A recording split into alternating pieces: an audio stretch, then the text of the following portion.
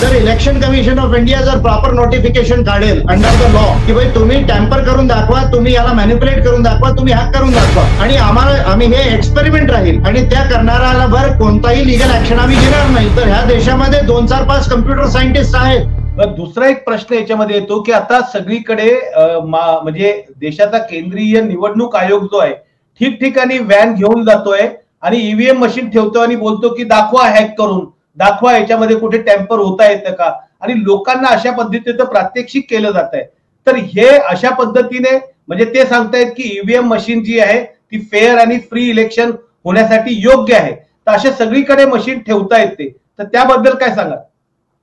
नाही, आता जे इलेक्शन कमिशन ऑफ इंडिया जे डेमॉन्स्ट्रेशन देत आहेत आणि ऑफिशियली तर असं काही नोटिफिकेशन त्यांनी काढलं नाही की हॅक करून दाखवा, मॅनिप्युलेट करून दाखवा, टॅम्पर करून दाखवा. जर इलेक्शन कमिशन ऑफ इंडिया जर प्रॉपर नोटिफिकेशन काढेल अंडर द लॉ की भाई तुम्ही टॅम्पर करून दाखवा, तुम्ही याला मॅनिप्युलेट करून दाखवा, तुम्ही हॅक करून दाखवा, आणि आम्ही हे एक्सपेरिमेंट राहील आणि त्या करणाऱ्याला भर कोणताही लिगल ऍक्शन आम्ही घेणार नाही. तर ह्या देशामध्ये 2, 4, 5 कम्प्युटर सायंटिस्ट आहेत जे रेडी आहेत ह्या गोष्टीसाठी. पण त्याच्यासाठी लिगल सेफगार्डचं नोटिफिकेशन काढायला पाहिजे इलेक्शन कमिशन की भाई तुम्ही याला मॅनिप्युलेट करा, तुम्ही टॅम्पर करा, हॅक करा, आणि आम्ही तुमच्यावर लिगल जे आहे सेक्शन मध्ये ऑफेन्स फाईल करणार नाही.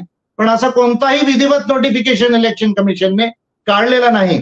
फक्त हे 50,000 मशीन जे काढलेले आहेत ते सिग्नेचर कॅम्पेनसाठी काढलेले आहेत की लोकांनी पाहावं आणि सिग्नेचर द्यावी. तर माझं लोकांना असं म्हणणं आहे की त्या रजिस्टरवर सिग्नेचर करू नये, आणि जर तुम्हाला सिग्नेचर करायचं आहे तर असं लिहा की याचे डॉक्युमेंट्स, लायसन्सेस आणि सर्टिफिकेट्स इलेक्शन कमिशन ऑफ इंडियाकडे नाही, ही मशीन इलिगल आहे आणि ह्या मशिनीवर आम्हाला जे आहे म्हणून विश्वास नाही, आणि म्हणून या मशिनीने निवडणूक न करता अल्टरनेटिव्ह जी प्रोव्हिजन आहे the representation of people act मध्ये जे बॅलेटचं त्याच्याने करण्यात यावं असं शॉर्ट मध्ये लिहा आणि मग साईन करा, आणि हे जाऊ द्या पूर्ण रेकॉर्डमध्ये इलेक्शन कमिशनच्या.